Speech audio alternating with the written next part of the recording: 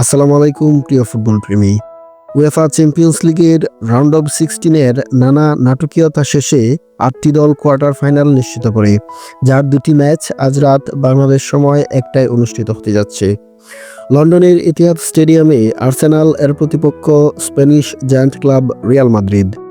Michael আর্তেতার সামনে বড় সুযোগ রয়েছে প্রথম লেগে ঘরের মাঠে এগিয়ে যাওয়ার। দলের ফুটবলারদের সাম্প্রতিক পারফর্মও ভালো কিছুরই ইঙ্গিত দিচ্ছে।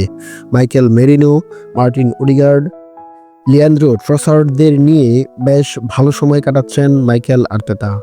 ইংলিশ প্রিমিয়ার লিগে তাদের অবস্থান দ্বিতীয়। লিগ টাইটেল জেতার সংখ্যা থাকলেও ইউসিএল এর ম্যাচগুলোতে বেশ দাপটের সঙ্গেই খেলেছে আর্সেনাল। রাউন্ড অফ 16-এ তারা ডাচ ক্লাব পিএসবিকে 2 লেগ মিলিয়ে 9-3 গোলের বিশাল ব্যবধানে পরাজিত করেই কোয়ার্টার ফাইনাল নিশ্চিত করেছিল। অপরদিকে লা লিগায় সম্প্রতি সময়টা খুব একটা ভালো যাচ্ছে না রিয়াল মাদ্রিদের। অপেক্ষাকৃত দুর্বল দল ভ্যালেন্সিয়ার বিপক্ষে পরাজিত হয়ে পয়েন্ট হারাতে হয়েছে তাদের। লা লিগায় পয়েন্ট টেবিল দ্বিতীয় স্থানে থাকা মাদ্রিদ ছেড়ে কথা বলার পাত্র নয়।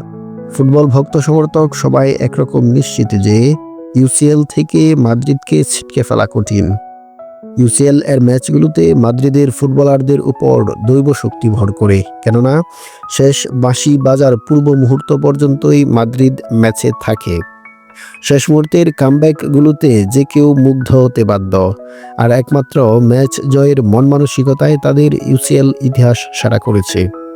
তবে ফুটবলেও দারুণ সব ঘটন অঘটনের জন্ম হচ্ছে প্রতিনিয়ত, যেখান থেকে উঠতে থাকা দলকেও এলিমিনেট করেছে অ্যাভারেজ পারফর্ম করা দলগুলো।